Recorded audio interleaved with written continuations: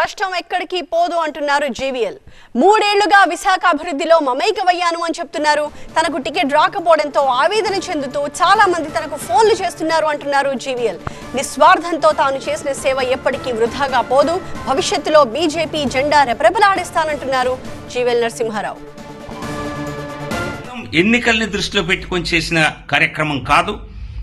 ఖచ్చితంగా ఎన్నికలు అన్నవి రాజకీయాల్లో ప్రధానం. కానీ మన కమిట్మెంట్ అన్నది జీవీఎల్ ఫర్ వైజాగ్ అన్నది అది నిరంతర ప్రక్రియ. ప్రజా సేవ, విశాఖ అభివృద్ధి అన్నవి ఒక కమిట్మెంట్తో చేసేవి. సో కాబట్టి త్వరలోనే విశాఖకు వచ్చి మీ అందరినీ కలిసి మీ అందరితో చర్చించి భవిష్యత్ కార్యాచరణపై మాట్లాడి భారతీయ జనతా పార్టీ జెండా విశాఖపట్నంలో భవిష్యత్తులో కూడా రెపరెపలాడేలా భారతీయ జనతా పార్టీ కార్యకర్తలుగా మనందరం ప్రజలకు సేవ చేసే విధంగా ఒక కార్యాచరణని రూపొందించుకుందాం.